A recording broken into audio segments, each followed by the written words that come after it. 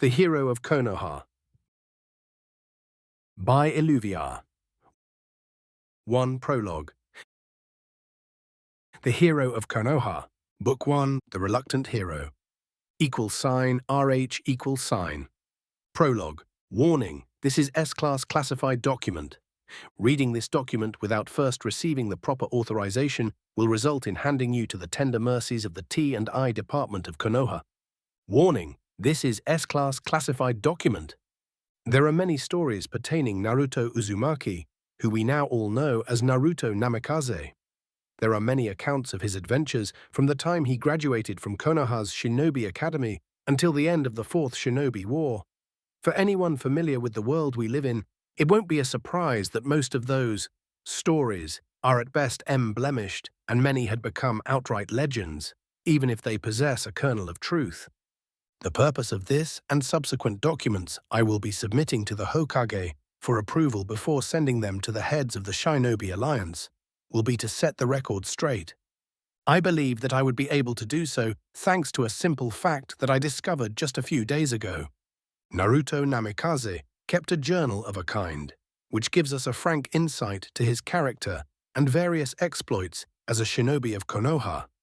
After I made the Hokage aware of the existence of these memoirs, he issued Directive 781-5A, declaring that an edited history of Naruto's adventures should be made available to the people of the elemental countries. In the same time, a classified account of his actions would be distributed to the leaders of the Shinobi Alliance, containing everything that isn't deemed fit for civilian consumption.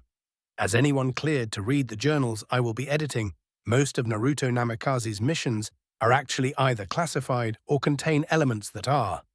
As we all know, by now Naruto's life has become more or less a legend, so much so that even experienced shinobi would be hard-pressed to distinguish fact from fiction. We all should be thankful to the Toad Sannin Jiraiya, because it was under his influence during a 3-year-long training trip that Naruto Namikaze started writing these journals.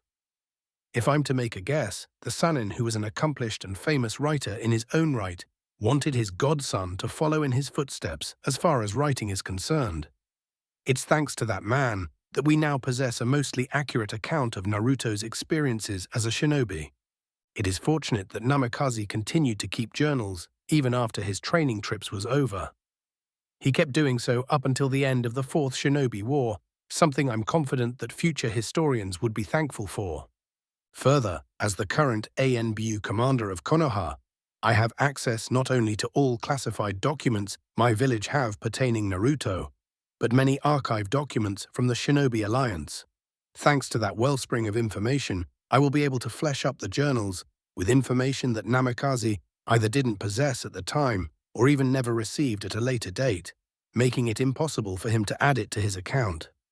Now, before I start with the first edited journal of Naruto Namikaze, I should warn any prospective readers of these documents that they contain some rather disturbing and frank admissions on his part. By his own words, he wasn't the fearless hero who not only Konoha, but the whole elemental nations know and love. While I believe that Naruto has been overly harsh towards himself in his journals, something that persists through his account of events up until the war ended, I will leave you to make your own conclusions after you've read this autobiography of sorts. After this overly long introduction, it's time to start the story. Naruto's legend began more than 30 years ago, during one of Konoha's darker hours. It was during an accident that threatened to start another war. At a time, our illustrious village hadn't had the opportunity to recover from the last major conflict and the disastrous Kyuubi attack. However, in order for you to understand how he became the boy who we see portrayed there, I first must explain a few events that happened right after the Demon Fox's rampage started. Anbu Commander, name redacted. The night of Kyuubi's attack. Konoha. Minato Namikaze glared at the man wearing an orange mask, whose figure was hidden by a black cloak embroidered with pink clouds. 1. That bastard had nearly killed his newborn son before going on to release the 9 tails from the weakened seal on the Hokage's wife, 2. Even now, as the two men were staring at each other, ready to clash again, the demon was rampaging on the outskirts of Konoha. Over there, Sarutobi, the former Hokage, was leading the hidden village's shinobi in a desperate struggle to slow down the orange force of nature, while the civilians were being evacuated. It would be a futile effort for far too many men, women and children. That much Minato knew, and it was all this bastard's fault. That night, the fourth Fire Shadow was about to show why he was one of the most feared shinobi in the history of the elemental nations. 3. His actions would cement his legend, making him even more revered by the future generations. Yet that was something that never crossed his mind. He was a husband trying to save his wife, a father fighting for the life of his newborn son, a Hokage determined to protect his people. That masked bastard was standing in his way. They were on a small clearing in the forest surrounding Konoha. It was a peaceful place, lit up by the rays of the full moon. "Konoha will burn, and there is nothing you could do to stop it," taunted the masked man. He didn't really expect to rile up his target with those words. It was a mere distraction, after all. Besides, mere words meant nothing after he had tried and almost succeeded in murdering the Namikaze's family. The man who lately used the name Tobi distorted, vanishing from his side of the clearing, and appeared behind Minato without a sound. Despite that, the Hokage somehow sensed him and ducked. A blue sphere of spinning chakra appeared in the Fire Shadow's right hand, and he shoved it in the chest of his nemesis. However, the masked man became intangible, and the attack passed harmlessly through him. Tobi chuckled and tried to shove a kunai in Minato's outstretched hand. The Hokage became a yellow blur, moving faster than a mortal man could react. He appeared behind the masked man and struck him with another spinning sphere. Rasengan! Minato put forth all his fury and frustration as he roared the name of his technique. Minato finally nailed the bastard, sending him spinning into a nearby tree. However, the attack wasn't as damaging as he expected. Usually, one of his Rasengans was enough to tear a man's torso to bits, sending blood and chunks of shattered bone flying everywhere. He had done so to hundreds of Iwa shinobi in the Waste War, as he single-handedly destroyed an army in the span of mere hours. Yet the masked man simply grunted and vanished only to blink into existence to Namikaze's right. Tobi sent a torrent of flames at the Hokage, who used Hirashin to dodge and counterattack again. 2 Rasengans struck the man who unleashed hell upon Konoha. The spinning balls of chakra shredded Tobi's cloak and bit into the flesh below. Skin and layers of muscle were ground away before the masked man could disappear again. Tobi appeared on the far end of the clearing and fell to his knees. "I'll give you that, you wounded me." The assassin grunted in pain. "My connection with Kyuubi is severed. Yet you've won nothing, Namikaze. The fox will be my plaything again. Have fun trying to stop Kyuubi. I'll take over the world, and there are so many ways to achieve that." Tobi smirked and vanished, leaving Minato alone in the demolished clearing. =RH=. Minato appeared in the safe house where he had brought his wife and son after the initial attack. A nearly delirious Kushina was clutching the newborn baby to her chest. He gave a pained smile to the most precious people in his life. It was a broken, fleeting thing. Even here, the sounds of battle and Kyuubi's blood-curdling roars could be easily heard. Could be felt as the structure trembled from the sheer volume of the sound. One of the most powerful men in the elemental nations was out of acceptable alternatives.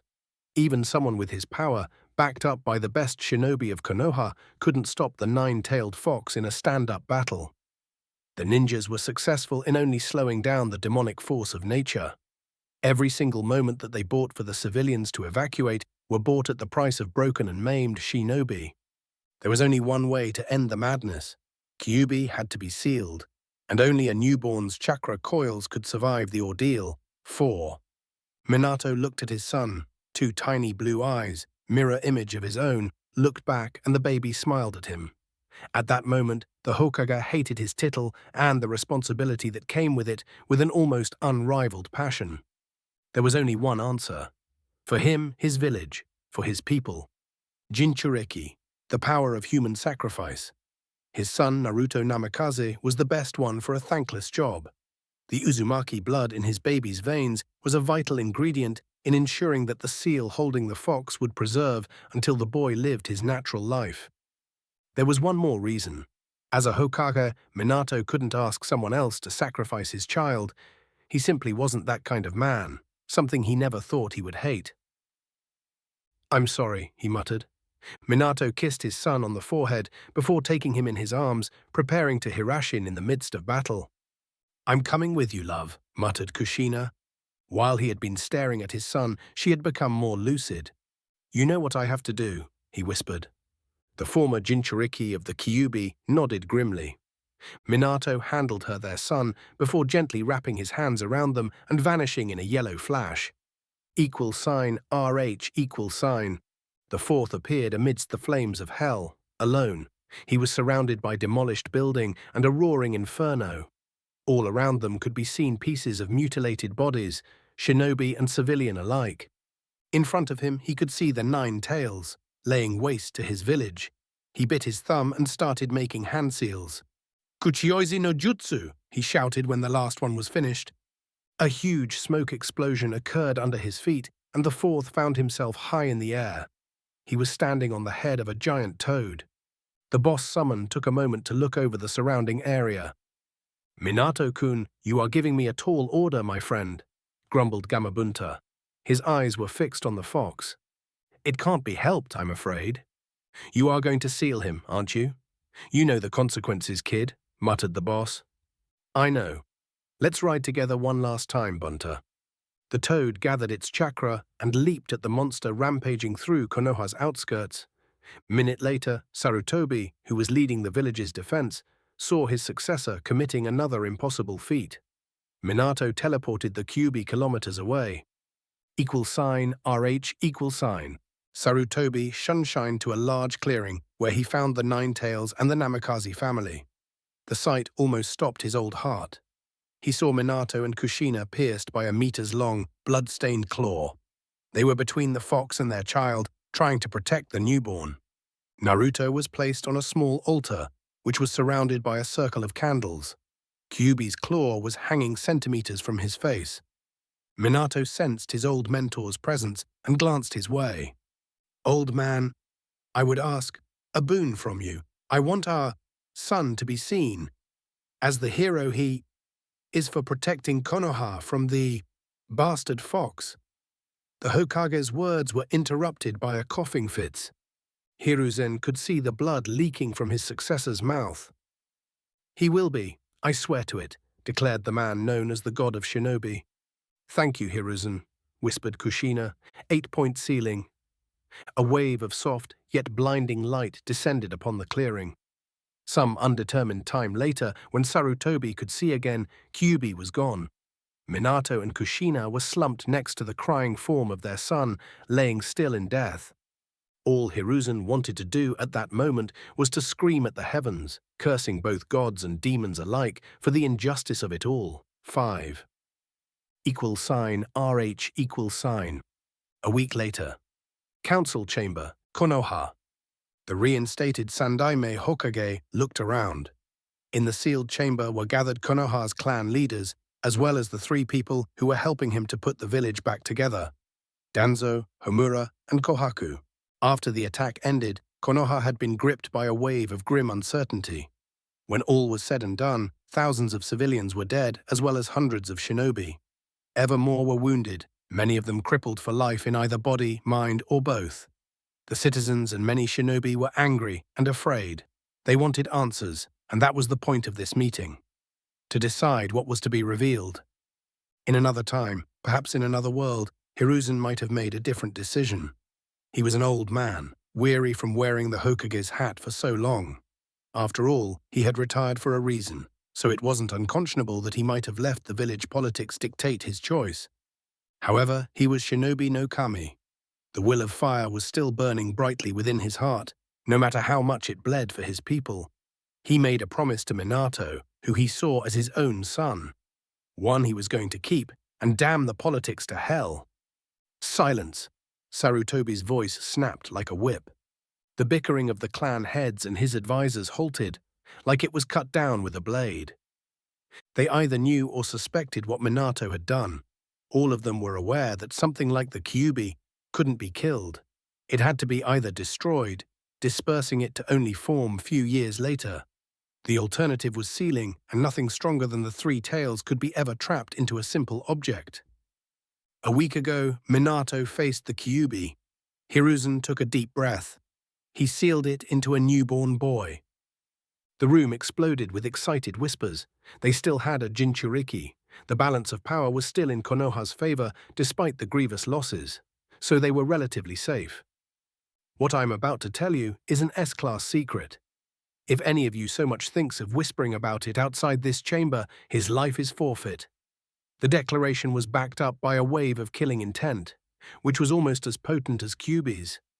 The third Hokage had their undivided attention. Minato sealed the fox in his newborn son. It was almost amusing to watch their reaction. Some were relieved, others incredulous. Few had calculating expressions on their faces. "What is to happen to the boy?" asked Hiyashi Hyuga. "His true heritage must remain a secret. If the outside world is to know who his father was, we would be neck-deep with assassins within a week." That said, Sarutobi trailed off. He knew that his next words would contradict his previous statement, yet in the end, he had to do what was good for Konoha.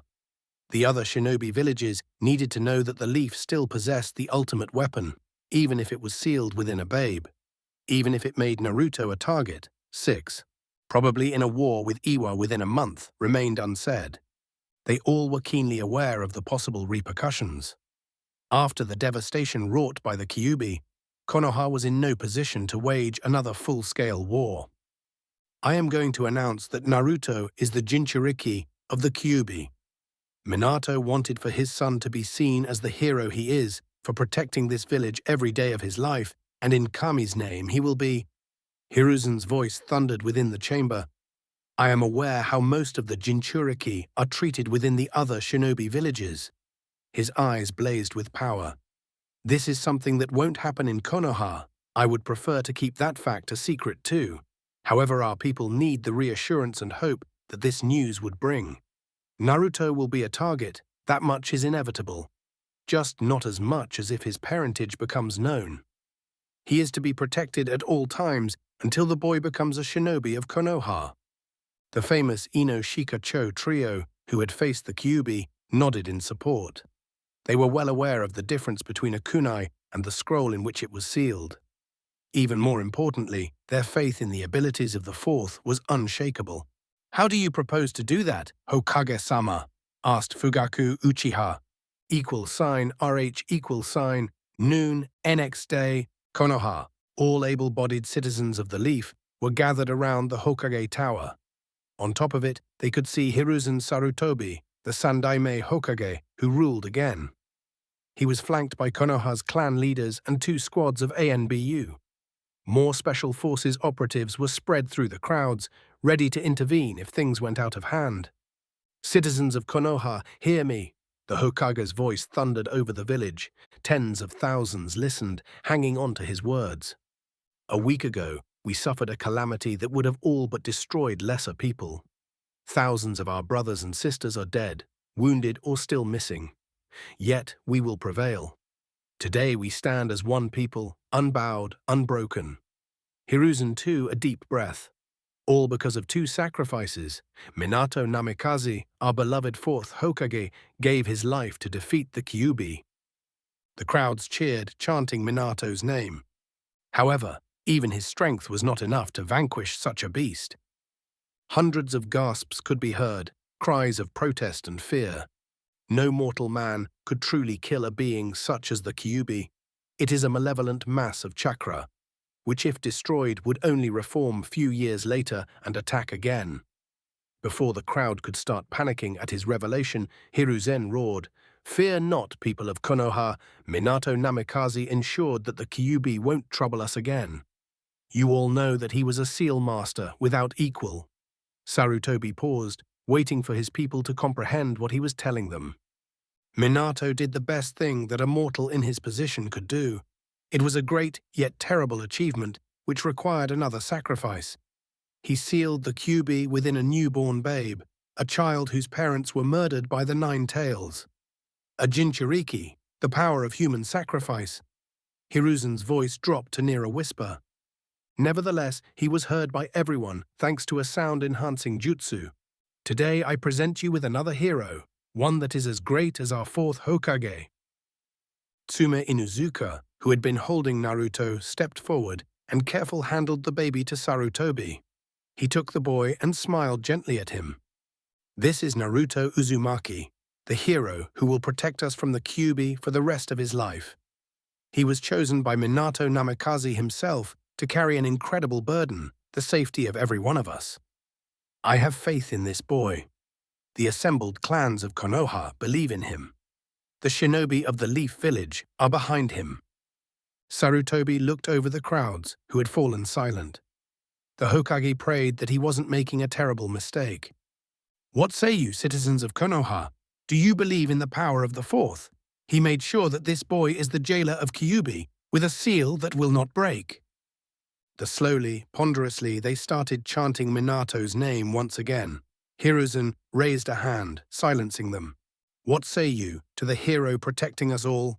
He asked and raised Naruto for all to see. What say you to Naruto Uzumaki? This time the crowds exploded, shouting the name of the fourth, but it was soon engulfed by ecstatic screams of Uzumaki. For first time since the attack, a genuine smile graced Hiruzen's lips. He was proud of his people. The will of fire was still strong in Konoha, and so, without even knowing it, Hiruzen Sarutobi, the god of shinobi, changed the future of the elemental nations forever. 7.1. As we all know nowadays, that was the standard uniform of the Akatsuki. While no one at the time was aware of it, Kyuubi's attack upon Konoha was simply a herald of things to come. 2. At the time, only a select few close friends of Minato Namikaze were aware of his relationship with Kushina Uzumaki, his wife. Thanks to that fact, Naruto was able to wear his mother's name for years without raising additional suspicion. 3. Even now, decades after his death, Minato Namikaze is still held up as one of the most brilliant and dangerous shinobi to ever live by both allies and enemies. 4. Before the Fourth Shinobi War and its aftermath, knowledge about Jinchuriki and what entailed into their creation was usually at least an A-ranked secret among the shinobi villages. Often S. However, in practice, many high-ranking shinobi were aware of the main points of the procedures, if not the details. 5. The information contained in this segment of the journal was recovered by Naruto after he met a chakra construct containing pieces of his parents' souls and their memories within the seal containing the Kyuubi. The very fact that such a fact was possible in the first place is a testament that Minato Namikaze was a seal master who hasn't been rivaled up to this day. 6. This was one of the most controversial decisions that Hiruzen Sarutobi ever made in his long career. Many believe that it would have been better if he had hidden the fact that Naruto was a Jinchuriki, passed on announcing the baby boy as a hero. While there are many valid arguments for keeping not only why, but what Naruto was a secret too, they miss two very important points. The Hokage probably correctly believed that Konoha needed to know that they were protected from the Kyuubi. Further, they needed a good news, even something better. A hero to unite behind in their dark hour, and so, baby Naruto was used as a symbol. Further, revealing his status as a Jinchuriki, while made him a target, was useful for Konoha. His very existence was a deterrent. In those times, it wasn't hard to believe that if Konoha faced military defeat, if attacked in her time of weakness, Naruto might be successfully smuggled near hostile hidden village and the fox released as an act of mutual annihilation. 7. And thus, the legend of Naruto Uzumaki was born. While there are many speculations about what would have happened if the Hokage had chosen another course of actions, we'll never know how things would have gone. Yet there are a few facts we can be certain of. Naruto Uzumaki would have had a rather different childhood, growing up to be a different person. In his own words, he might have been someone very different if it wasn't for a combination of how he was raised and a certain tragic even there was a part of as a child. Without those two constant, we would have known a very different Naruto, one who might not have left such a profound mark on our world. Konoha Anbu Commander, name redacted. Warning: this is S-Class classified document. Reading this document without first receiving the proper authorization will result in handing you to the tender mercies of the T&I Department of Konoha. Warning: This is S-class classified document. Anne, any idea how to keep EndNote formatting when uploading the chapters here? 2. Chapter 1. The Making of a Hero. Part 1. Disclaimer: I do not own Naruto. This story is written with no profit in mind. I make no money from it. This story was inspired by an idea from Guardian Box on the Space Battles forums and the Caiphas Cain novels written by Sandy Mitchell, which I do not own either. The Hero of Konoha. Book 1, The Reluctant Hero. =RH=. Chapter 1, The Making of a Hero. =RH=. Part 1. There are some things that remain with you to the day forever. They become a part of you, influence the person who you are. There are things that you never forget. The first time something like that happened to me was while I was a dumb little kid. Those who know me, and thanks to old man Sarutobi, that's practically all of Konoha and many of within our rival villages, are aware that I was an orphan. At the time I didn't know who my parents were, just vague assurances that they loved me and did their best to protect me when the damn fuzzball attacked. Just a pair of heroes amongst hundreds who died that accursed night. Even now it pisses me off. I can't help but resent them for what they did to me, leaving me alone. Oh, even as a little kid, I had the adoration of the masses for something I didn't do. You'd think that it was something nice, being placed on pedestal, constantly being held up to an impossible standard. 1. To be fair, in the beginning it was nice. I was a kid, damn it. I loved the attention, the fact that people liked me, not to mention the presents and the candy. Yay. What? I was 4. There was a darker side to my fame, one that the ordinary citizens never saw until I graduated.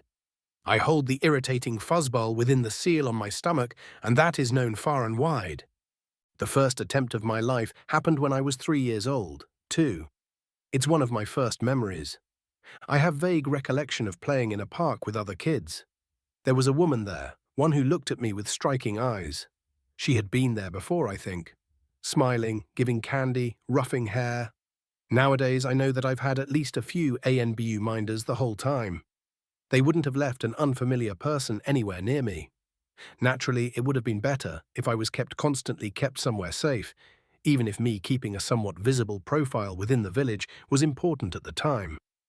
In a hindsight, I think I'm better off the way things actually happened, though that's the reason why I'm a fraud. 3. But I digress. I was playing in the sand. You know, building a fortress or something. Then the woman came closer. She beamed at me and gave me candy. Needless to say, the sweet took all my attention and I busied myself in unwrapping it. It tasted like strawberries.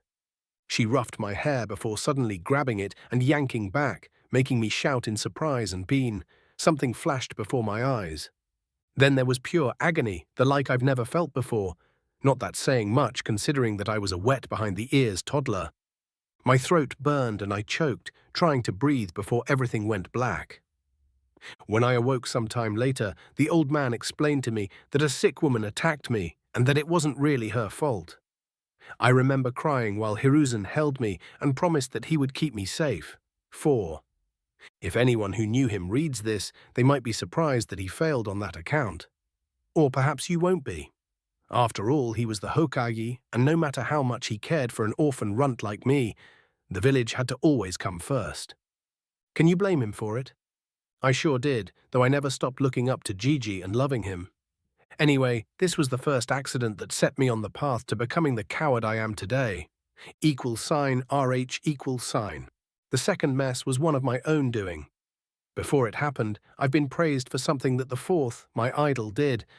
There were already rather high expectations about my future, that I would be one of the greatest shinobi who ever lived and that I would keep Konoha safe.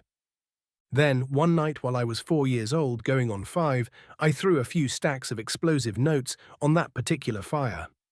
By that time, I no longer lived in He Orphanage, that was my home for about 4 years or so. I didn't really knew it at the time, though there were a lot of people who were dissatisfied that I was left with the other orphans when practically the whole village wanted to adopt me. Which, now that I think about it, was never going to happen. Neither the old man nor the ninja council would have left me in the hands of a random family and due to politics. which is one of the things most likely to get me killed nowadays. It was unacceptable that a clan gets its hands on me. 5. Instead, I found myself living technically alone in one of the buildings reserved for single Junien. That by itself guaranteed me reasonable degree of security before factoring in my minders, which was a problem, you see. I was a dumb kid allowed to live mostly alone. I thought I was growing up and was so proud of myself, a notion that wasn't dissuaded by my fans in the village. Obviously, that came to bite me in the arse in a major way. It still does, even after all these years. You see, by then I was aware that there were constantly minders hanging around me. However, the old man had personally handed me the keys for my apartment and led me inside.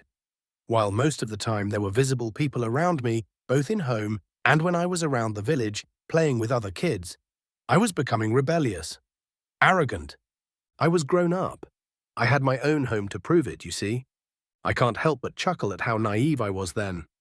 It's easy to dismiss what happened as the shenanigans of a child gone awry. I believe that everyone thought so, beside admiring me even more afterward. For me, the effect was rather more profound, but I'm getting ahead of myself. I can remember that night rather clearly. It's one of the childhood memories I remember best. I was in bed after Nico, the purple-haired masked woman who had been hovering around me the whole day, tucked me in and wished me sweet dreams. I grinned at her before she melted into the wall and left me alone in my bedroom. It was early, not too long after sunset.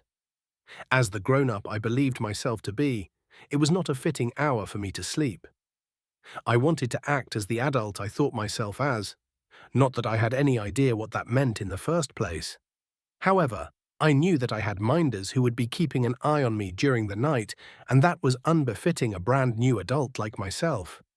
So I had to do something about it. It was fortunate that I felt that way for weeks, and I've been planning to do something about it for days. Because it wasn't fair, you know. The adults were up and about, doing who knew what fun and arcane things that I was supposed to be too young for. Nah, not me, the great Naruto Uzumaki. I was a hero with a capital H. I was the savior of Konoha. Everyone said so. 6. So, as a hero, I had to do something. It was high time for me to take my place amongst the adults and see what was the fuss about all things grown up. In hindsight, I shouldn't have been able to slip from my minders. I was 4, for Kami's sake, and no matter how awesome I'm, despite being a damned coward, I should have been caught immediately. That whole debacle should have been impossible to occur. Yet it did, and here I am, years later writing my memoirs after Jiraiya almost drove me insane until I agreed to start doing so. As far as I'm concerned, the first reason why the mess happened in the first place had to do with me and my fame, with the expectations that were placed on my young shoulders and the fact that I was already convinced to become the next Hokage and thus needed to be the best shinobi ever. It wasn't a surprise that I was already receiving some training, though it was disguised as various games. Nothing too strenuous or designed to outright make me into soldier. Just exercises similar to what the clan kids were subjected to and games like hide and seek, tag, etc. It was the hide and seek I blame, just you know. I loved that game and I was damn good at it. Now, don't get me wrong, I was 4. I shouldn't have been able to slip from a baby genin, much less my minders who were Anbo. Well, now that I think about it, if they paid any real attention, I wouldn't have been able to pull it off. At least I can understand how it all happened. Ever since becoming a genin, I've been through guard missions, which are frankly damn boring. While experienced shinobi should be able to keep their attention sharp for all their shift despite that. Well, I was in the middle of Konoha in a building full with paranoid Junyang. I was supposed to be a good boy who did what his elders said. I was honest, until I started believing myself to be an adult, that is, I'm starting to ramble, but I'm not feeling like scrapping a page or two and starting again. If Ero Sennin doesn't like what I've written, he's free to do it himself instead of peeking on the women in the hot spring at the other end of the inn we are staying at. Perhaps I'm rambling because I don't feel like putting on paper what happened that night. All right, I'll admit. I'm afraid that someone will actually go over this journal while I'm alive. I'm a shinobi and I'm about to put some of my weaknesses on paper. things that can be used against me. At least that's what goes through my head while I stare at the page in front of me while I'm writing this. Yet, I already admitted it, committed on paper a fact about myself that no one else knows, that no one can now. I am a coward, and it was that night that marked me, made me the fraud I am. Kami, it's hard, but a part of me needs to write the truth, so I'll simply press forward and commit it on paper. Just, it won't be some great work of literature, just my memories of a hellish night. I waited, curled in my bed for what felt like eternity. My heart thundered with excitement. I was about to finally take my first steps as an adult. There was a whole new world awaiting me. I just needed not to get caught, and while I had what I thought to be a good plan, I simply laid in my bed, trying to decide when it would be best to implement it. I had to be patient, like a real ninja. Then it happened, proving that Kami had it for me even back then. There was some kind of a row in a nearby apartment. A woman berating someone for cheating on her. Huh. That wasn't nice of him. Go, lady. It serves him right. And suddenly it occurred to me that the commotion would be a great distraction. I used such things before, while playing tag to get lost in a crowd or sneak to another place while playing hide and seek. So I carefully slipped out of my bed and went to the bathroom, where I stashed a change of clothes the previous morning. I wasn't going to be sneaking out in my pajamas after all. That wasn't how the adults did it. The shouting got louder and there was a crash. I grinned and sneaked through the window in the back of the bathroom, descended down the drain pipe and jumped in a nearby bush. 7. I was free. It was all I could do not to cackle with evil laughter. I got away like a real pro, proving to myself that was already a proud little shinobi. I wasted no more time, looked around. Finding no one paying attention to my bush, I stood up and made my way to a nearby side street. While a few civilians did recognize me and waved, they didn't make any commotion to speak off. My fame was striking again. They might have paid more attention if another kid was apparently alone outside at this hour. However, I was Naruto Uzumaki. It wouldn't have surprised me if most civilians thought that I was already training to be a shinobi and allowed outside. After all, our Junin instructor did manage it at a similar age, though he's a freak of nature. 8. Oops. Let's hope he won't read this while he's in any position of authority over me. I don't need any more of his idea for fun training.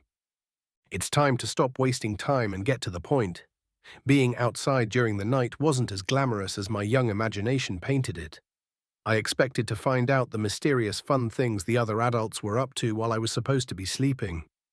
Instead, the streets were mostly deserted, though here and there were a few people, often a couple, man and woman, simply walking and talking quietly. There were a few who appeared to be eating their faces and enjoying it. Gross.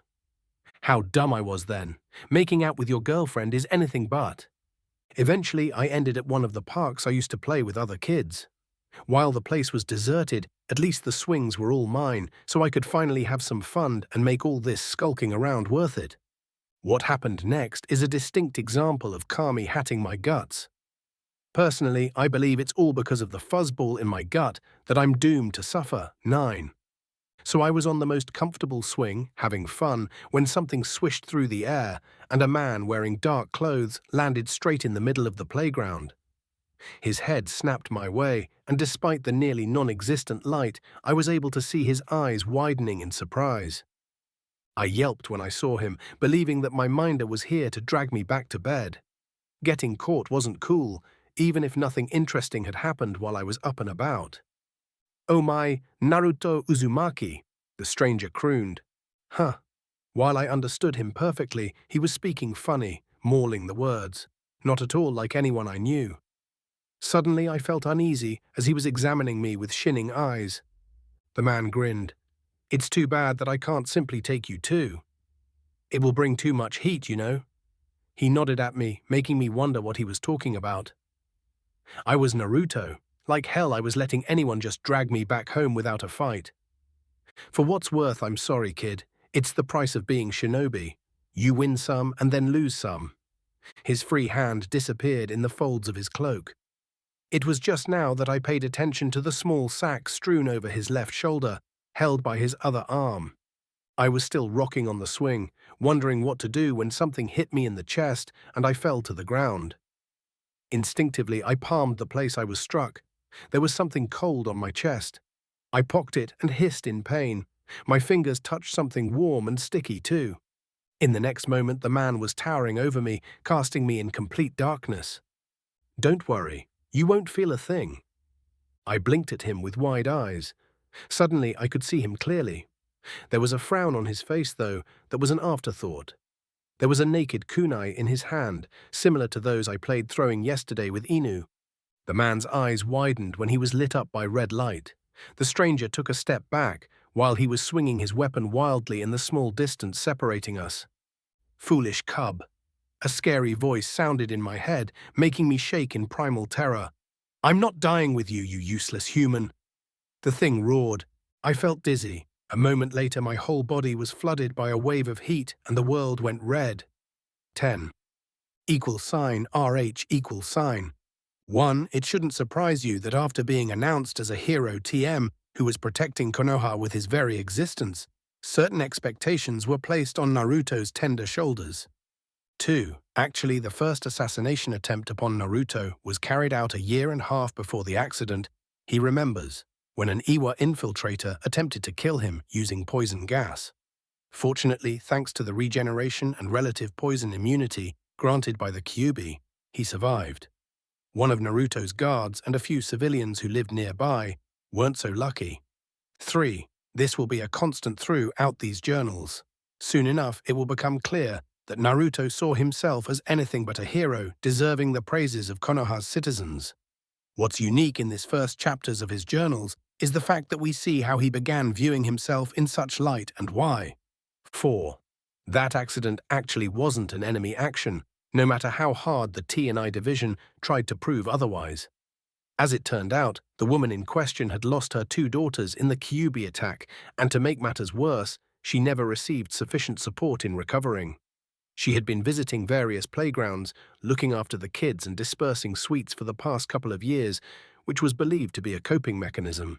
Eventually, she managed to convince herself that the only way to keep the other children safe was to dispose of Naruto, who was the fox's prison. 5. Understandable. It would have been politically unacceptable for any single clan to undue influence Konoha's single Jinchuriki. Coups have been plotted with much less power under one's sway. 6. In hindsight, someone should have seen the problem and at least tried to do something about it. Unfortunately, no one did at the time, and the problem not only wasn't fixed, it was repeated years later with Sasuke Uchiha. 7. As Naruto pointed out, his guard should have easily spotted him at the latest, while he was making his way down the building.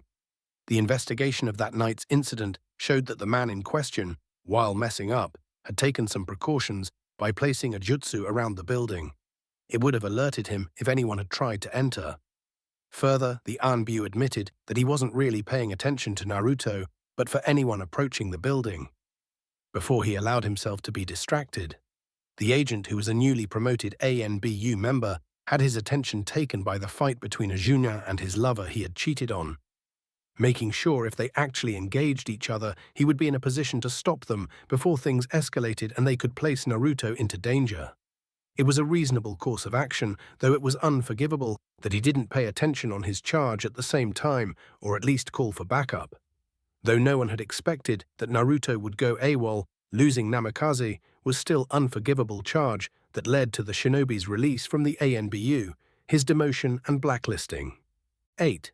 That would be Kakashi Hakate, and as everyone who is likely to read this version of the journals, he indeed became a genin while being not particularly older than Naruto of this time period. 9. Considering the series of unfortunate events and coincidences that led Naruto to be at that place at exactly the wrong time, I can't really disagree. It was so unlikely that Anbu spent months investigating the affair and not believing the results they were getting until they finally believed that the whole mess was exactly what it appeared to be. As far as I'm concerned, it's Uzumaki luck. Naruto's mother has been known to get in similarly unlikely situations all the time. Edit. Once I remembered that Kushina Uzumaki was the previous Jinchuriki, I blamed the demon fox too. 10. This is the first documented case in which Naruto Uzumaki tapped in anything but the passive abilities granted by his status as a Jinchuriki. While he doesn't remember what happened after everything goes red, I can fill up the blanks from the reports of multiple ANBU and Junin who converged on the area the moment Kyuubi's chakra was felt. RK, =. Editor's note. What happened afterward was one of Konoha's deepest and darkest secrets, something Naruto was made aware of sometime after the infamous Chunin exams and subsequent invasion, though he never connects this first part of his memoirs and that knowledge, a habit he often keeps while writing his journals, thus forcing me to expand and explain some of the events and their consequences in editor's notes like this one. The Kyuubi flooded his system with its chakra in order to preserve its host. At the time, it was believed to be thanks to the way the seal operates. As a consequence, Naruto went berserk and started tearing his assailant apart. It was at that point that Hiyashi Hyuga arrived. The reason why he was the first responder is simple. He was up and chasing an unknown at the time party who had managed to somehow infiltrate the clan's compound and kidnap his eldest daughter, the heiress Hinata Hyuga. It took the clan leader only a moment to understand what happened before he dispatched the kidnapper using the gentle fist, before promptly knocking out Naruto. The shinobi who had arrived moments later saw what happened and make their own conclusions, which unfortunately were leaked to the public before the Hokage could get a gag order to everyone in the know. Things got even more complicated once the identity of the killed enemy became known. That was the official representative of Kumo who was in Konoha for peace talks. After a series of skirmishes, almost became a full-scale war between our two villages. At the time, Konoha was far from recovered from the Kyuubi attack and the previous shinobi war. While the village was strong enough to at least fight Kumo to a standstill, such a conflict would have weakened us even further, making it all but guaranteed that either Iwa or one of our other enemies would attack, potentially destroying us. That's why the Hokage needed a political settlement of the whole mess instead of treating the accident as the act of war that it was. With a rumor of Naruto saving the kidnapped Hyuga heiress already in circulation and hard by the Kumo delegation, Sarutobi's acceptable options were rather limited. Long story short, he was forced into a compromise after the Raikage instructed his remaining delegation to deny any accusations of a kidnapping as a Konoha plot and demand either the Jinchuriki or the real killer, the head of the Hyuga clan. Naturally, the Hokage stonewalled any demands that for Naruto to be handed to them, refusing to even hear about it. However, in order to protect the Jinchuriki, he had to make a sacrifice in the form of the killer of the Kumo's delegation. Officially, Hiyashi Hyuga surrendered into enemy custody after a day to set up his affairs in order. As far as the world at large was aware, he took a poison on the way back to Kumo in order not to be taken alive. In reality, the one to surrender himself in the hands of the lighting ninja was Hiyashi's twin brother Hizashi, who was a member of the branch part of the clan and thus marked with a seal destroying his blood limit upon death. As everyone today knows, while Kumo were aware of the situation almost immediately, they didn't make any fuss about it, because in fact the Raikage had been bluffing, as the lighting village wasn't ready for a full-scale war at the time. It should be noted that after Naruto recovered, no one really believed that there were any long-term effect upon him from this ordeal. As he reveals in this and later parts of his journals, such statement couldn't be farther than the truth. It might have been different if he was unaware of the burden he was forced to wear. Nevertheless, I'll let him explain about the consequences in his own words, as he uses the beginning of the next part of his memoirs to do so. Anbu Commander, name redacted. 3. Chapter 1, The Making of a Hero, Part 2. Disclaimer, I do not own Naruto.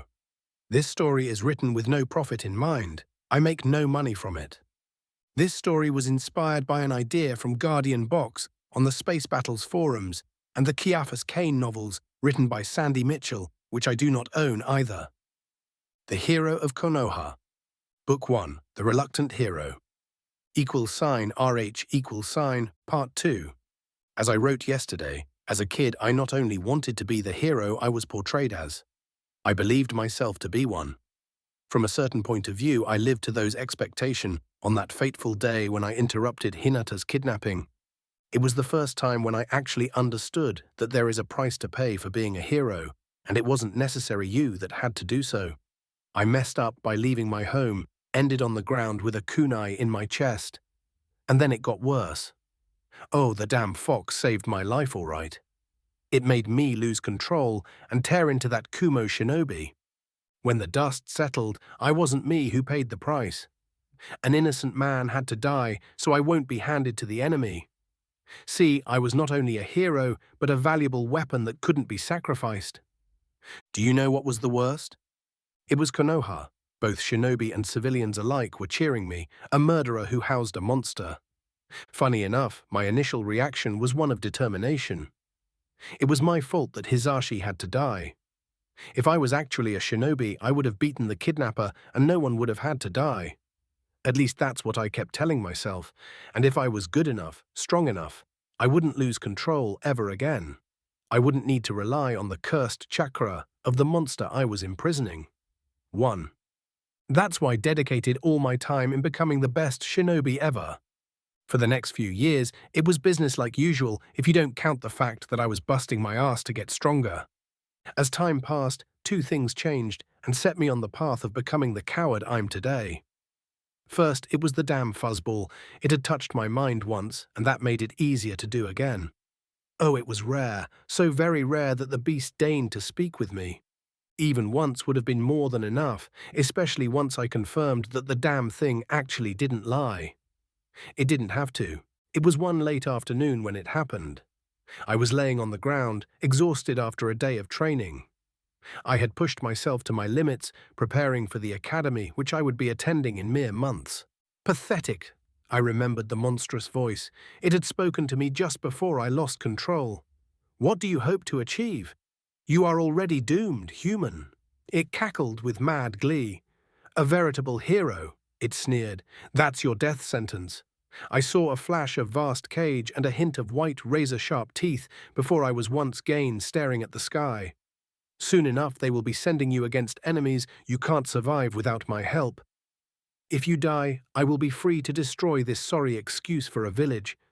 If I deign to alloy you use of my power, I will take you over and raze to the ground everything you hold dear while you watch, trapped as I am.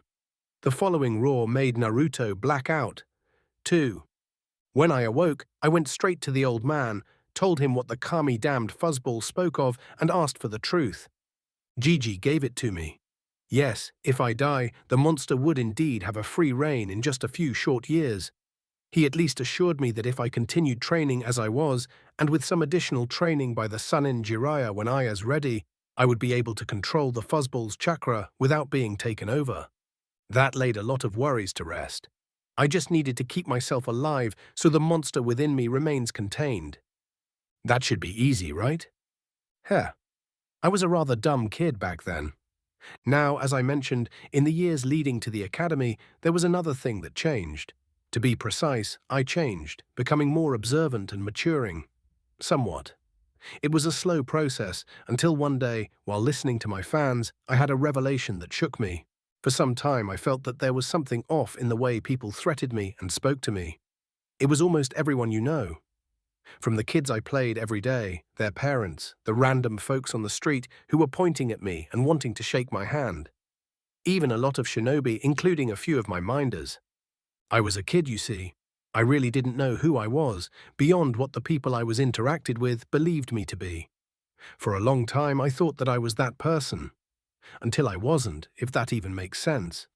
This hero they were seeing, practically worshipping. I wasn't him. I didn't have the power or achievements to back up the image they projected onto me, though at the time I didn't entirely comprehend that. As I said, it was a slow process. My friends, my admirers, they didn't really see me. I was surrounded by people, yet I was alone. The only exceptions were a few of my Anbu minders and the constant soothing presence that was Gigi. It wasn't until the academy that I made a few real friends. Do you know what's the strange thing? All those people who didn't know me then and most certainly would be appalled if they knew my heart now. I still care about them. I'm loath to shatter their illusions, not because they look down on me. I can live with that, I think. However, doing so would place them into danger as well as Konoha as a whole and the people I would gladly die for. Our enemies couldn't know that I'm a fraud. I had a role chosen for me, one I had to fulfill even if it killed me. And that, dear hypothetical readers, was what turned me into a coward. I can't get myself killed for any reason, because then the fuzzball will be free and Konoha will be destroyed. It wasn't like it happened at once. That was a gradual process. At first, I thought that I can handle my fears, that if I excelled during my time in the academy, I would be ready. Because of that, I did my best, and if it wasn't for the TEM, I would have been the Rookie of the Year. The bastard beat me by a handful of points, damn his Uchiha dark luck. If someone actually reads this, they would see the contradiction. My time in the academy should have made me surer in myself, more ready to face the world outside Konoha's walls. Think again. I was one of the best students. I trained harder than anyone else. I studied until I couldn't think anymore. The academy did a great job with me. It showed me where my strengths and weaknesses laid, made the former greater while mitigating the latter. It made me correctly estimate my limits at the time. I was rather good. I could probably handle an average genin or two by myself. Once I was part of my future team and we learned how to work together, it was likely that we could deal with a chunin or a few if we were favorably matched power-wise, and our junin instructor would be with us to handle anything more troublesome. Great, right? Think again. I'm Naruto fucking Uzumaki. By now, everyone and their cousin Trice removed knew about me. Once the word was out that I was going on missions, there would be hordes coming after my head, and Konoha couldn't afford to keep me too well protected while outside. The Hokage won't be able to keep me in the village until I become at least a ranked opponent, or even better. I would be thrown in the big leagues probably soon after my first official mission, and I would have to survive. Which might be possible with my prisoner's chakra. If I didn't lose control, that is. I was in a bind. Those who knew the score were aware that I was fucked and could only wish me luck. They knew as well as me that there were a lot of things that I should be afraid of. My fans, on the other hand, oh boy. I won't be surprised if by the time I was out of the academy, they saw me as Minato Namikaze come again, and I wasn't good enough to stay in his shadow at that time. I'm not good enough for that even now, when I'm much more experienced and being trained by a damn Sanin either. No pressure, right? 3. RH. Everything changed during my first mission, especially at the end. Until then, I was afraid all right. You must know that I'm not the brightest bulb there is. I'm not a clueless idiot either. Too many competent shinobi were doing their best to train me in order for me to be considered dumb by the time I finished school. And I'm thankful for that. More often than not, it's because of their teachings that I survived the various scraps I tend to end in. 4. I'm getting a bit ahead of myself. Before writing about that mission in Wave, I should probably tell you about my teammates. I've been stuck with them until recently after all, and they are an integral part of this story. They're my friends, among the few people that know me rather well, except the whole being coward part. That's something I would never reveal to them, and I hope that if this journal ever sees the light of day, it will be a long time after we are all dead. I simply don't want to disappoint them, you see. We really got to know each other in the academy, though we've met and sometimes played together before. As time passed, we trained and studied together, and they get to know me, and I started figuring things about them. They even figured that the always smiling boy who wanted to be a Hokage and the greatest ninja ever wasn't all that there was to me. Don't get me wrong, I wanted to achieve those two things. I still want that, tough for different reasons. You see, if I ever became Hokage, I will be safe. You don't see the old man getting out and risking his life, though he's so good that there are a very few people that are credible threat for Gigi. That's why I want to hold his position. The chances of me dying horribly would suddenly become slim, and the damn fox would remain imprisoned within my gut, fuming until I croak, preferably of old age. By that time we would hopefully have a replacement Jinchuriki ready and a damn sure way to transfer my uninvited guest without it having even a prayer of getting out. Now, in order for me to become Hokage in the fist place, I need to be a damn fine shinobi, which in turn means that I would be good enough to survive, something that's always of the good. Great idea, isn't it? The problem was getting from here, being a fresh genin, to there. I was sure that my friends would help me in that. We just needed to survive long enough, right? My friends. They knew my ambitions, that I wanted to ultimately protect them and our home. 5. Respected me for that, and not because they were taught that I was the next best thing after ramen, which is Kami's own food. I had to pause while writing this part, wondering what is happening with them. It's been some time since we received news from home. It's hard thinking about my friends, the way I'm unworthy for their friendship. I've known ever since Wave that they would die for me and each other, something I can't share with them. No matter how much I care for them, how much I love them, I can't do the same for them. While there are times I've risked my life for their sake, if I was in a position to save one of them, but it was sure or too risky. Damn fuzzball to the deepest recesses of Kami's hells. Do you know what's worse? There are times that I no longer know if I'm afraid to risk myself, to die because of the risk that the fox would go free, or because I'm simply afraid to die and what awaits a fraud like me on the other side. RH. It's been a few days now, but I'm ready to continue writing. Jiraiya's insistent nagging has something to with that, I'll admit that freely. Where was I, dear irritating journal? My friends, right. I never introduced them, did I? Let's start with my teammates. I'll go over the rest once I've gone over the whole Wave debacle and we got back. Ladies first or Sakura would brain me even if I'm in the afterlife. Considering who's teaching her, that's to be avoided at any cost. When I first met her, we were just children playing in the park. She was simply another playmate, though I found her pink curls fascinating, something I do to this day, even if according to most people, her hair color is unsuitable for a ninja. Considering the eccentricities I've seen some shinobi have, that's actually a laughable accusation. Probably from people that envy her hair. Who is Sakura? A brilliant girl with a dangerous mind, sharp wit, and even sharper tongue. Well, at least nowadays. While she had no trouble becoming the Kunoichi of the year, she used to be a bit of a fangirl, mooning either after me or the Tem. It took me biting the kunai and agreeing to go out on a date with her, which was incidentally a great way to save myself of a lot of fangirls, which were an issue at the time, to start figuring her out. Fortunately, I was able to persuade her that a few of her hang-ups concerning diets and caring more about her appearance than being Kunoichi weren't the way to impress me nor Sasuke the King of the Thames. It actually surprised me that she listened and got herself into gear. I helped her with the physical side of the training while she was constantly on my case as far as the academics were concerned because I was struggling with them. What can I say? I've always been a hands-down learner and not particularly book-smart. That somewhat changed when Sakura deemed it unacceptable and made me concentrate on my weaknesses. Some time down the road, we became good friends. Went on a few more dates together. All in all, it was great. She was one of the few things making the constant pressure I was, and still am, subjected to bearable. Next, teammate and friend number 2. Because he's relevant for the whole Wave mess. Very relevant at that. Yep, it's him. The King of the Thames and Prince of Brooding himself, Sasuke Uchiha.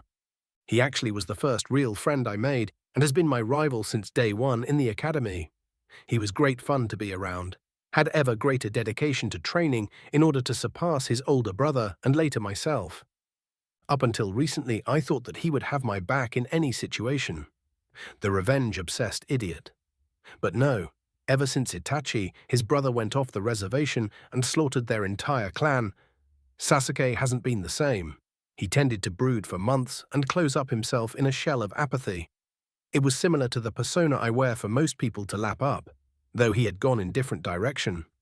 It took Sakura and me a lot of time and effort to get him out of his shell, promises to continue to train together to become stronger, as if we would have stopped if he wasn't acting like an ass in the first place, the Tem.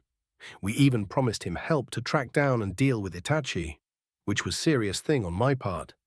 Though I didn't mention that if ever figured where the damn traitor was, I was going to knock out Sasuke and run like hell to call in Anbiyu, like all of them, so they could put down the Itachi. It wasn't my fault that sometimes Sasuke has the self-preservation instincts of demented lemming. The 3 of us going after Itachi Uchiha? Fuck no. No way in hell I was going against that scary bastard. 6. Those are 2 of my best friends. Mr. McBrood's Uchiha and tiny pink genius Sakura. I was with them the morning before we left for Wave. We've been doing team building exercises, various chakra, building and control stunts that were a lot of fun, like tree and water walking, which were awesome. Sensei had started teaching us a couple of techniques each, though he promised we won't see another until we mastered those. Yo, I greeted after landing on a stout branch above the tree trunk on which my teammates were leaning. Sakura, I exclaimed, plastering my customary smile on my face. You've done something with your hair. Note to any young, inexperienced genin that might somehow find themselves reading this thing. You should notice such things about your teammates for two distinctly different reasons. One, if you don't said, comrades might very well get irritated at you. That tends to make any exercises or missions you all participate in rather interesting, not in a fun way. Second, especially out in the field, even a tiny change might mean that your teammate is in trouble and you have an imposter on your hands. He noticed. You see? Sakura poked Sasuke in the side, making him groan in irritation. At least he's paying attention to the important things, notably me. My pink-haired teammate jumped up and took a proud pose, puffing up her chest. Of course I noticed, Sakura. I wasn't dumb enough to utter aloud the fact that I've learned that particular reason as far as she's concerned. It wasn't that she was really vain anymore. However, I knew that she was taking some effort to look great for us and was rather irritated when one of us didn't pay attention to that and practically ensured that she has wasted the amount of precious free time she had put into her appearance. Can't really blame her. With our training regiments, we did have little free time, and if someone caused me to waste mine, I would be irritated. Besides, Sakura looked adorable in the way she was carrying her short hair today. Neither of you would be that cheerful after Sensei dumps another load of D ranks on us. Sasuke grumbled. Ah. He was once again leaning towards his Tem mode. I swear the damn Uchihas had automatic system built in that now and again tuned them into complete asses without any rhyme or reason. I gave him a flat look. On one hand, D ranks were good. It meant that we were within the village. They were usually reasonably fast to complete, especially when I abused my shadow clones, which in turn equaled less chance for me getting into some rather nasty mess. Did you know that the bastards giving the missions, with the notable exception of Iruka, were keen on giving A-rank mission, especially for me and my teammates? Because for such a notable team as ours, a hero TM, the last Uchiha TM, and the Kunoichi of the year, anything less would be boring. 7. I haven't had a single mission outside Konoha, and already my supposed allies were doing their best to get me killed. Didn't they know what would happen, not too long after I croak? No, Sakura growled. I've had it with those chores. She pouted and stomped with her leg, radiating tension. Oops. I didn't think that the damn things had affected her that much. Though to be fair, I was getting damn restless too. While I loathed the very idea of risking my skin with all that entailed, I had to admit that doing D ranks was so tedious that at times I felt like bashing my head into something convenient. Using shadow clones to finish faster actually made me feel even more bored, despite the time saved, which was weird. Yes! Sasuke hissed and grinned at us, the stick he occasionally had stuck up his butt, suddenly disappearing to leave him acting in a more normal fashion, instead in the patented Uchiha stuck-up way he sometimes did. His clan was weird. Just to prove his point, and the fact that his suicidal tendencies were live and kicking, he hugged Sakura while chuckling. Finally, one of you see it my way. We need a C rank. You agree with me, right? He leaned towards our female teammate until their noses were almost touching. Sakura blushed, pulled back. Yes, she muttered. Before we die of boredom would be best. Ino and her team are currently on C rank, and I heard that Hinata, Shino, and that pervert of teammate they have to put up with will be doing so too. Sakura beamed. Is there any rumor you haven't heard? I wondered aloud. In her defense, my friend claimed that her obsession with rumors was nothing more than a training exercise in gathering intel. While neither Sasuke nor me bought that explanation, we knew better than to argue on that topic. The last time we did, it drove her mental, and she could be a violent little thing. If it wasn't for the healing factor I had thanks to the fox, I would still carry the bruises Sakura inflicted upon me during the first sparring match after that particular argument. The team wasn't so lucky. The two of them stared at me with expectation. Sakura was the worst one by a large margin. Her huge eyes and the sad pout on her face were melting my heart. "That's not fair," I grumbled. Sasuke glanced at his accomplice and smirked, the bastard. "It's a C rank. That's perfectly fair under those circumstances." He nodded at Sakura. RH equals sign 1. Not entirely unreasonable conclusion, however it was a very naive one, as one could expect of a kid his age. With all the fame Naruto already had, unless he was a second Itachi Uchiha, he was practically guaranteed to end into situations where he would have to rely on the Kyuubi's chakra. There would be very strong A and S class shinobi seeking him once he started going on missions outside Konoha, something that Naruto Uzumaki simply couldn't avoid once he graduated. 2. Unfortunately, this wasn't a baseless accusation. Naruto had already become Konoha's icon, our village's hope for the future. He was expected to excel during his time in the academy before taking the elemental nations by storm.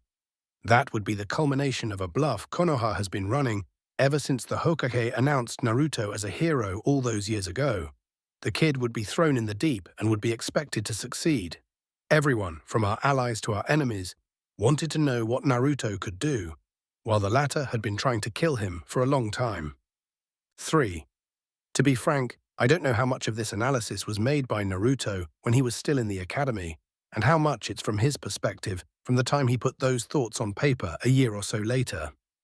At any rate, it's a surprisingly accurate summary of his position. 4. The Hokage has been aware what Naruto would have to face one day. While he ensured that Uzumaki did have a childhood, as happy one as he could arrange, the god of shinobi made sure that Naruto had the training to survive the challenges that laid ahead. It's just that the knucklehead tends to get himself in troubles that are beyond any kami-damned reason. 5. A sentiment that many, if not most, shinobi share. Knowing Naruto, I believe that this thing right here is one of the reasons he considers himself a coward. Me? I've been ready to lay my life for Konoha from the time I decided to enter the academy, though naturally I would prefer that it won't be necessary to do so. Yet I would do it a heartbeat. I believe that Naruto wants, no needs to have the same dedication to our home. To be sure that if necessary, he would gladly pay the ultimate price. Yet he dares not. Because as far as he's concerned, dying even if by doing so to save Konoha, he would doom her by releasing the damn fox. That obviously has been eating him from inside for a long, long time, yet none of us noticed it, too caught up with the front he always presents to the world. 6. That's a great level-headed plan. Itachi was classified as run if he's in the same country, unless you're S-class shinobi yourself. In the latter case, you should call and wait for at least a small army made of powerful Junin and ANBU. 7. I can personally attest to that. Just a week before they went to Wave, I was in the mission center with my teammates. We saw Team 7 there and were given quite the performance. Mizuki was in charge of handing out most missions for the day, though the Hokage was in attendance too. Kakashi was bloody livid, while the Sarutobi appeared to be simply amused by the show. Apparently it all stated when Mizuki handed Naruto an A-ranked mission scroll and wished him good luck. Anyone who thought that knew Naruto would have expected one of two things happening. Either for him to cheerfully accept the challenge and then go on to breeze through the mission, or to humbly refuse, citing that he wasn't going to accept preferential treatment. Naruto chose the latter. However, it was obviously that Mizuki wanted to hear nothing of it. That didn't amuse Kakashi. Fun times. Ambu Commander. Name redacted. 4. Chapter 1, The Making of a Hero, Part 3. Disclaimer: I do not own Naruto. This story is written with no profit in mind. I make no money from it. This story was inspired by an idea from Guardian Box on the Space Battles forums and the Caiphas Cain novels written by Sandy Mitchell, which I do not own either. The Hero of Konoha, Book 1, The Reluctant Hero, RH equals sign, Part 3, Near Training Ground 9, Konoha. That's emotional blackmail. I deadpanned at my teammates. Sasuke's smirk grew a fraction. What's your point? Blackmail is a time-honored shinobi tradition. I shook my head at the smug Tem and returned my attention to Sakura. Was that a tear forming in the corner of her eye? Grr. It's not fair. I raised both hands in surrender. You know what that face does to me. Sakura's side brightened and she grinned, before rushing me and giving me a hug, which I returned. Huggable little thing. It felt kinda nice. Am I interrupting something? Sensei was suddenly behind me. I swear he was grinning behind his mask. We are ready for a C rank, Sasuke announced instead of a greeting. We are? Sakura, who was still hugging me, chirped happily. Is that so? Sensei's single visible eye narrowed at my teammates. One, Naruto, he asked. I made a show of thinking about it. Despite my better judgment, I had to admit that I was getting sick of D ranks. Further, with the other teams that graduated with us getting such missions left and right, well, it was a matter of time before we were sent out. It would be for the best if it happened on our terms, because otherwise either Mizuki or another genius might succeed in nailing us with a B or even an A rank and get us all killed. 2. Besides, this would be my first opportunity to leave Konoha and see the world at large. So despite my better judgment, I agreed. Sensei, I think we're ready, but in the end that's a judgment only you can make. I shrugged, buttering him up. It's your call, though might I suggest something? Sensei decided to copy the Uchiha's patented grunt. It might be for the best if we get our first C rank on our terms. Despite what some people think, I'm not arrogant enough to think we should be jumping straight to higher ranking missions. Here's to hopping that Sensei wasn't suicidal like one of my teammates. Damn Mizuki and all. The masked man muttered something under his mask. That's actually not a half-bad idea. For a baby Genin. We are getting a C rank then? Sasuke asked. His eyes were shining with a mixture of hope and excitement. Sakura's too, for that matter, making her look like an over-eager puppy whose looks belittled how dangerous she was. All right, Genin, Sensei huffed. Just don't come crying to me if you get killed. That would be an achievement. It's not like I was going to be getting myself in any undue danger. Follow me, Sensei ordered and jumped to a nearby roof. We looked at each other and followed suit. =RK=, Mission Distribution Center, Hokage's Tower. Gigi was in attendance when we went in to request a mission. My eyes swept around the room, and gah!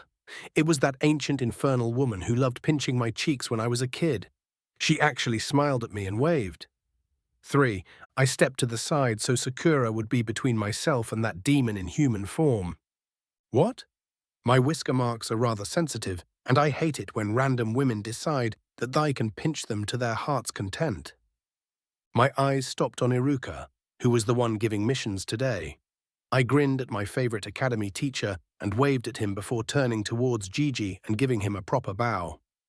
It's not how I usually treated the old man.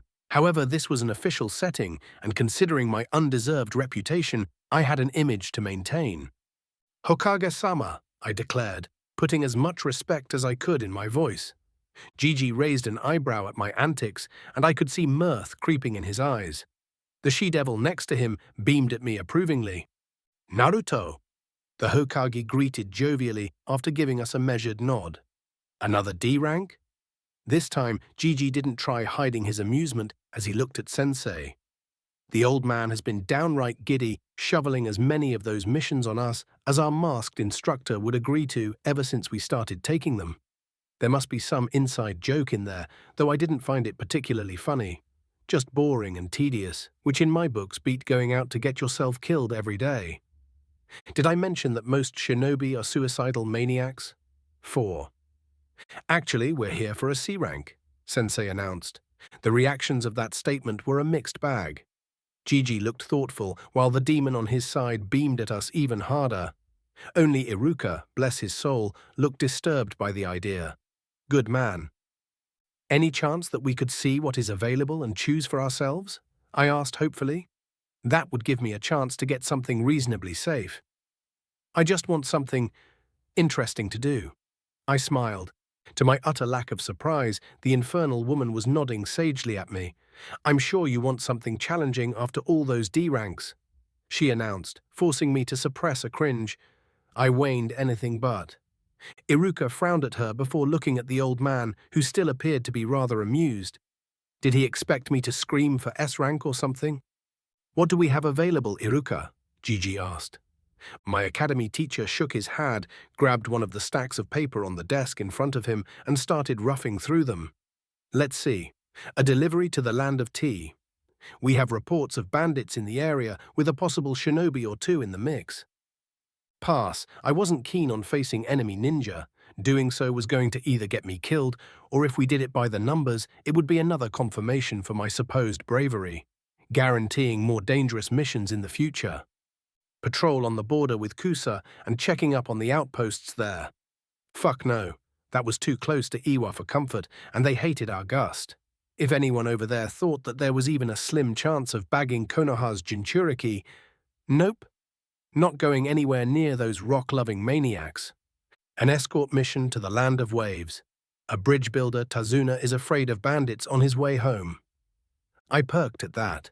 Just bandits and a trivial babysitting assignment? Sign me in. "Hokage-sama, sensei," I declared respectfully. "May I request that we take the mission to Wave?" "Reasoning?" Gigi immediately asked. This was going to be a bit tricky, though I already had a plan forming. Tazuna-san is obviously an architect. A man such as him could prove useful for Konoha in the future. Further, if something happens to him, it would be a tragic loss of talent. I started listing up reasons that should sound good enough and make me appear as the hero I was supposed to be. Another reason is promoting good relations with another country. Bringing back home a person who must be respected over there for his skill set will buy us an amount of a goodwill with the locals and might send additional work our way. My teammates slung their heads my way. Sakura was grinning proudly at me, while Sasuke wasn't particularly thrilled. I bet he wanted either the delivery job or the patrol, so we could almost certainly get into a fight or two. Too bad for him. I wanted us all back home in one piece once the mission was done. "You make a good point," Gigi noted. "You didn't mention the benefit that relations with Wave will receive of sending such a high-profile team to escort one of their people." 5.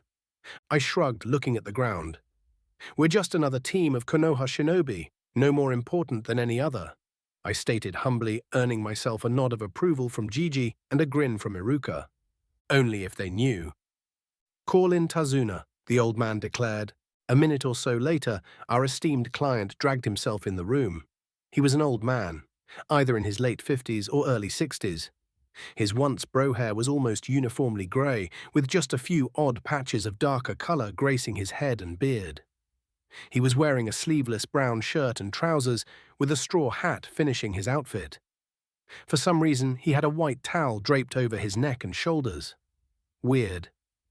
I gave the man a confident smile and a friendly wave. Then he proceeded to make me eat every single word I used to convince Gigi that he should give us this mission and how important it may be. "What? Are those kids supposed to protect me? They're barely older than my grandson. Look at them. That one has pink hair for Kami's sake. What are they supposed to do? Make any bandits we run into laugh?" Tazuna shouted, glaring at each one of us in turn. My smile froze while I stared into the client. If this was a fine example of his usual attitude, the land of Wave would be cursing us for decades when we brought him back in one piece. I was idly wondering if there would be a reward if we somehow managed to permanently misplace him on the way to Wave, when it dawned to me what exactly did he say. At about same time, Sakura started growling at the man. Obviously fast on the lay of losing her temper, I'll freely admit that right then and there, I wanted to deck the idiot or leave my teammate show him exactly how irritated she was by his remark. However, I was Naruto Kami-damned Uzumaki. That wasn't something that I could be seen doing. Me blowing up my first C rank before it started in front of Gigi? No way.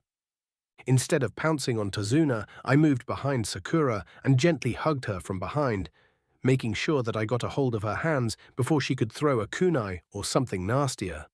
That had the benefit of keeping me occupied, so I didn't deck the idiot. Sensei gave us an eye smile before he turned his attention on Tazuna. Just kids, are they? He rumbled. Obviously, Sensei wasn't thrilled that his teaching skills were dissed by a civilian of all things. Those two, he in turn pointed at Sasuke and me, are the last loyal Uchiha Konoha has. Over there, keeping on of my charges from showing the depths of her displeasure with your uncouth behavior, is Naruto Uzumaki himself. You might have heard of him. Not to forget my last student, who is the best kunoichi to graduate the academy in years. Now please come here and tell me again how they are kids who can't keep you safe from a bunch of bandits. Oh boy, I haven't heard Sensei put so much scorn and sarcasm in his words ever since Sasuke and me all but messed up the first part of his test by letting our rivalry go out of hand. That was an educational experience. 6. Soon enough, Sakura managed to calm down somewhat and leaned back in my hug, making me feel strange. Ah, them, Tazuna eventually grumbled. They'll do, I guess. When are we leaving? I have a bridge to finish. He muttered and stopped paying us any attention. The glass bottle that he deftly fished out from his backpack was obviously more interesting. I only needed to sniff his way to almost choke at the strong smell of spirits. I rolled my eyes, wondering what exactly I've walked us all into. A glance Gigi's way made me forget any unformed plans to plead out of this mission. The old man looked rather amused by our predicament, Iruka too, for that matter, the traitors. Only the Harpy appeared to be on our side in this matter, and if looks could kill, which they definitely can in our world, Tazuna should have died on the spot. The only bright spot was that no one in their right mind would go to all the trouble of sending ninjas after our charge, so while it would be hard putting up with him, the mission should be a cakewalk. If someone wanted the drunk dead, they could easily do it themselves, so even if the whole country despised him, it was highly unlikely that they would front the money for a shinobi to do the deed. My sneaking suspicion that by the end of the mission one of my team would gladly kill Tazuna for free was another matter altogether. 7. Enough entertainment. Team 7, go get your gear and meet me at the South Gate ASAP. Pack for at least 2-week mission. Sensei's tone got us running without uttering a sound. RH. By the time I was back home, I had gotten my temper under control. Wasting no time, I got myself changed into a black and dark orange jumpsuit before getting my flak armor strapped on. The latter was a present from the old man for my graduation. Then I got the rest of my gear and my trusty sword before heading for the bedroom. I went to the wardrobe, picked up one of the pre-packed backpacks I kept there, as per the advice of Nico when I asked her what should I do to better prepare myself for my first real mission. I took a few moments to check up if I got everything that I should need, before making my way to the meeting spot. Thanks to living closest to the South Gate, I arrived before my teammates. Sensei was already there, obviously ready to depart despite not looking any different than normal. Having access to high-quality storage seals was sure useful. What I could get my hand on as a genin, despite my fame, wasn't good enough to pass on having to use a full backpack for a lot of my gear. That particular inconvenience was that at this time, seal masters were on premium in Konoha. Sensei was in the shade of a nearby building, pointedly ignoring the drunken grumbling of our client. To my utter lack of astonishment, he was nose-deep in a green booklet. I nodded at Sensei and jumped past him so he would be between me and the accident waiting to happen. That was Tazuna. A few rather irritating minutes later, I was really regretting pushing for this particular mission. There was something in the way that Tazuna was muttering to himself that was driving me up the wall, and I had problem envisioning how I would cope with his presence for the 8 days that should take us to reach our destination at civilian travel speed. Sensei chose that moment to glance at me. By the way his eye crinkled, I'm sure that he was smirking at me. Serves me right for volunteering. Then again, who's to say that if I hadn't, we wouldn't have been given a mission that would see us all dead? The worst thing was that this would be my first time leaving Konoha, something I was looking forward to until I met our never-sufficiently damned client. While I was feeling apprehensive at the thought of my first mission, there was a part of me that was almost giddy at the idea that I would be finally permitted to get out and see a bit of the world at large. 8. My musings were interrupted when Sakura arrived, jumping down from the roof of the building we were using for shade. She glared once at Tazuna and came next to me. My teammate was wearing her usual clothes, though I could see the barely concealed form of a light armor underneath her cherry blossom-colored dress. That last is important because apparently the color most definitely isn't pink. I gave up on arguing about it after an afternoon-long row that made Sasuke cackle like a maniac at our antics. Sakura also had a backpack just like mine, and the only real difference in her outfit from what she trains in were the kunai and medpack pouches strapped to her thighs. Next time I see Nico, 9, I should thank her for the idea, given that Sensei failed to mention that it would be prudent to have pre-packed packs ready for missions of different length. Without that, it would have taken us more than a few minutes to be ready, which in turn would have made Tazuna even more insufferable than his natural charming self. "You ready?" Sakura leaned next to me and whispered softly. I looked at her carefully once I recognized the worry in her voice.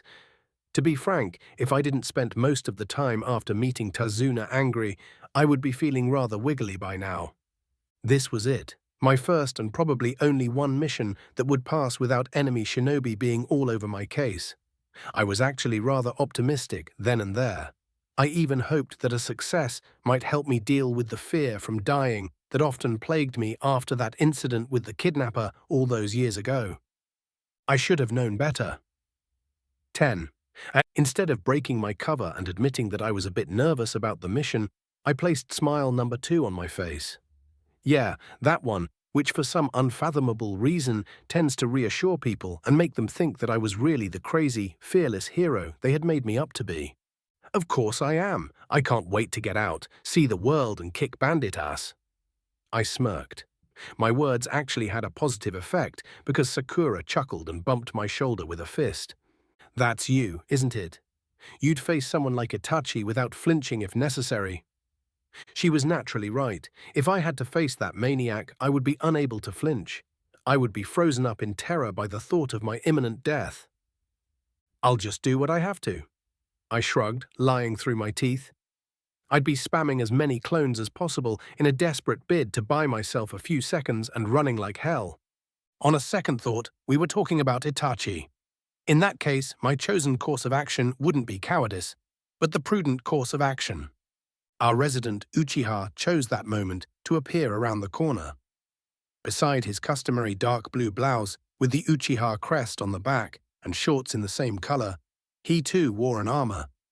Something that Sensei had practically demanded all of us do after a disastrous sparring match against Might Guy's students. It turned out that wearing armor could be quite useful when the alternative is getting yourself cut to pieces by the long-range attacks of a crazy chick. I shook my head, trying to throw away the thought of one of my stalkers. That girl 1010 is mental. After almost killing us all, she was beaming at me, glad that I let myself be almost cut to pieces, not to embarrass my teammates with my supposed great skill. The scary thing is that there are a lot of bloody experienced shinobi who at that time thought that I actually knew what the hell was doing ninja-wise. Small wonder why they keep trying to get me killed with their best intentions. The Tem gave us a badly concealed look full of excitement before turning his head to the south gate.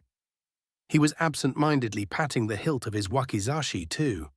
And just like that, the tiny amount of joy I felt about my first real mission evaporated. Sasuke suspiciously looked like he was in his prove-himself Avenger mode TM, which meant that he was liable to do something dumb and get either himself or worse, the rest of us killed. I shared a look with Sakura, who had noticed the issue and was watching the Uchiha through narrowed eyes. "He'll be a handful," my teammate muttered. "Let's try keeping him going in over his head." I whispered hopefully quiet enough that Sasuke didn't hear us. "I'm on the same team with you two," Sakura quipped. "It will be a miracle if none of us finds themselves in trouble." "It's not my fault. Despite popular belief, I'm actually not seeking trouble and just want to be the best shinobi I can." "Then what you call all that prancing you made us tag along for?" "A pleasant pastime. Some of my fans often become rather irritating and needed to be taken down a notch or two. Besides, it was funny. Admit it, you enjoyed yourself quite a bit." Sakura mumbled something and made her way towards the gate. "You're all here," Sensei declared as if he just noticed us. "You've got everything ready, I trust?" He asked and waved us to follow without waiting for an answer. RH. 1. It will be some time before Naruto actually calls his Junin sensei by name within his journals. Is for some reason you haven't recognized him by now, said sensei was Kakashi Hakate. Yes, Sharingan Kakashi. Further, yes it's true. Team 7 was the fifth Genin group to pass his test and not get thrown back to the academy. 2. Despite Naruto's concerns, given his status and who his teammates were, there was now way in hell that the Hokage would have knowingly authorized anything but a reasonably safe C rank for Team 7. 3. That would be Utatain Koharu, a former teammate of the Hokage, who at the time served as a council member and advisor for the Fire Shadow. 4. That's unfair. Before the last war, no more than a third of us were that way. Me, for example, I was content to chill out and stare at clouds at every opportunity. Doing otherwise was downright troublesome. 5. Considering the amount of fame Naruto already enjoyed at the time, all our allies and friends abroad would have loved to have Naruto's team carry out one of their missions. When you add that the last Uchiha was a part of the group, the possible diplomatic benefits of any success that Team 7 had were not to be underestimated. 6. I'll pay good money for more information on that accident, considering that Team 7 remains the only group of genin that Kakashi Hakate ever trained. 7. Soon enough, Naruto would learn to never make such assumptions. Kami loves to prove you wrong. As for Tazuna, all of us have had such pleasant assignments more than once, so I understand where Naruto's coming from. 8. As he mentioned once before, due to his known status as Junkiriki and being a target for our enemies and at least a few of our friends, Naruto has never been allowed to go further from Konoha than the closer training grounds in the surrounding forest. Even then, he was undoubtedly watched by Anbu operatives just in case. 9. Unless I'm very much mistaken, Nico was one of Naruto's ANBU minders at the time, probably name redacted. 10. Even if he didn't say it aloud, that's practically taunting Kami. Small wonder the way that particular mission turned out. Of course, if the intel department hadn't dropped the ball concerning the situation in Wave, that wouldn't have happened in the first place. Shit happens, especially to us shinobi. Anbu commander, name redacted.